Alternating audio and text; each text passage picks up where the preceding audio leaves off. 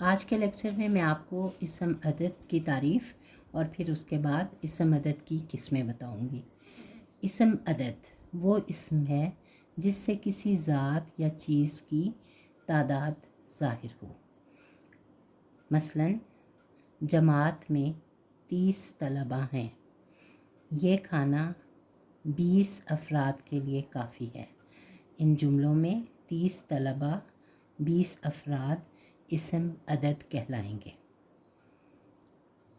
اگلے سٹیپ میں آپ کو یہ بتا رہی ہوں کہ اسم عدد کی قسمیں کیا ہیں۔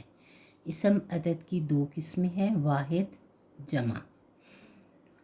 واحد وہ اسم ہے جو کسی ایک شخص یا چیز کے لیے ہو، یعنی اس میں واحد جیسے نام سے ظاہر ہو رہا ہے کہ ایک، واحد کا مطلب ایک، تو واحد وہ اسم ہے جو کسی ایک شخص یا چیز کے لیے استعمال ہو، مثلاً کتاب، کرسی، بچہ۔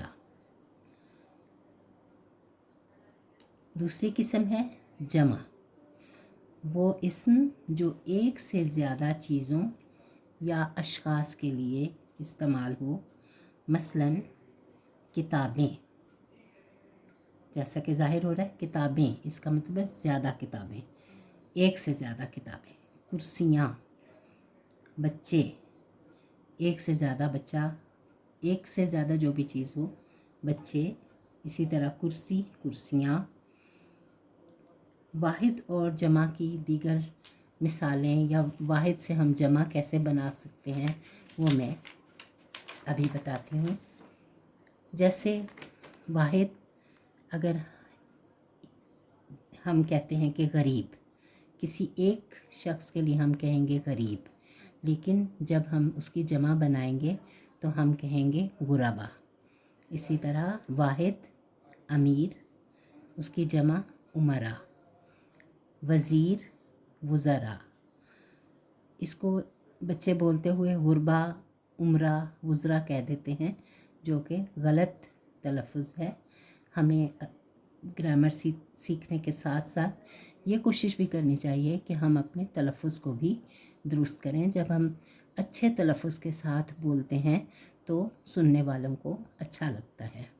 اس لیے میں ایک دفعہ دہرا دیتی ہوں، غریب غربا، امیر امراء، وزیر وزراء، اخبار اخبارات یا اخباروں بھی یوز ہوتا ہے، رسالہ رسائل، خاتون خواتین، فرد اس کی جمع افراد، عورت اس کی جمع عورتیں، لڑکی لڑکیاں، لڑکا لڑکے، بچہ بچے، قلم اقلام، اور کلمے بھی یوز ہوتا ہے، رسالہ رسائل، مکان مکانات، دکان دکانات، بازار بازاروں، عمارت عمارات یا عمارتیں بھی ہم استعمال کرتے ہیں عام بول چال میں۔